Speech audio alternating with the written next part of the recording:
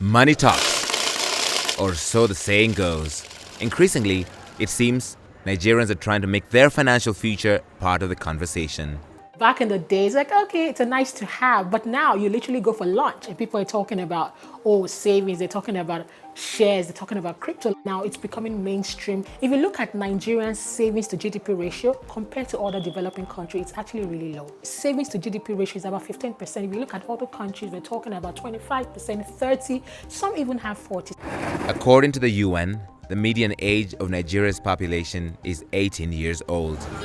And those from the younger generations are the ones testing new ways to not only make money, but save and invest it. About 5 years ago, the pioneer of fintech apps then started giving people option that, oh, from the comfort of your home, I could log onto this app and I can get started and start investing. So we're having things like stocks. And now it's not just local stocks. They now have access to global stocks. The third category is your high risk asset. We're talking about cryptocurrency, we're talking about Forex, amongst others. One fintech company offering some of these options is Cowrywise, which has been trying to tap into Nigeria's $3 billion financial industry since it launched in 2017. Its co-founder and CEO Razaq Ahmed says there was a need to meet young people where they are. What we've done is to make investment as simple as sending a tweet.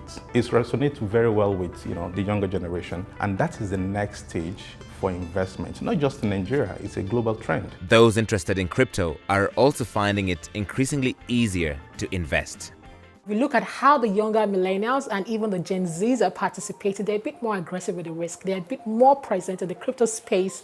Homegrown platforms like Bitcoins say their users, largely composed of millennials, are taking advantage of its benefits. Nigeria is very culturally entrepreneurial, right? And like people want to take a lot of risk, but then there have been very limited opportunities to do so. And so what you have with crypto today is access to global financial opportunities, and like people who already have like the inclination towards taking a bit of risks are actually able to like try their hands at that. With about 1 in 3 Nigerians unemployed, according to the country's Bureau of Statistics, the lure of apps like Cowrywise and Bitcoins comes from the low buy-in rate. If you have minimum investment lot of $20,000, you probably will get 1,000 or 2,000 Nigerians who can afford to do that at a go. But if you make it $2, $3, people can afford to invest in that over time.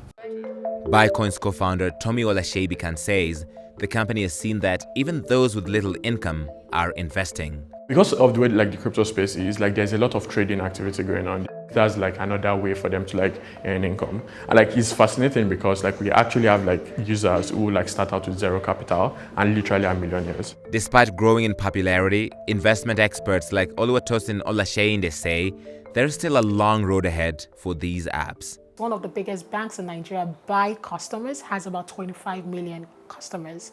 And one of the pioneer fintechs only has about 1 million active users. That's just about 4% of the capacity of what could actually be happening. We're still at the beginning of the curve. Nevertheless, both Cowrywise and Bitcoin say user behaviors on their platforms gives them hope, adding that the impact of this goes farther than some might expect. As more young people participate in those opportunities, they are also able to not just increase their well-being as individuals, but also help to shape the future of the financial market overall. Optimistic outlooks aside, these relatively new companies recognize the challenges facing fintech in the country. One of the first major challenges we faced was trust. We've been able to build that trust over time with our users, largely on the back of being transparent.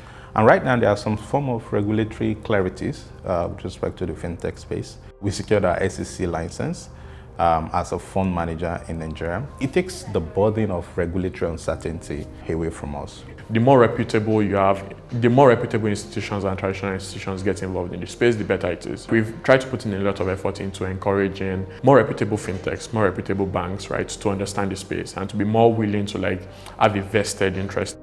For these industry players, strengthening the Nigerian economy will only help accelerate growth, and they hope the common Nigerian saying, "The young shall grow," will translate into a better future for everyone. The economic managers need to do their part, but the young people are already doing theirs. All they need right now is just a lever that can support their efforts to multiply the benefit. I'm extremely hopeful that the key to unlocking our future partly rests with the efforts and the innovation young people are bringing to the table right now.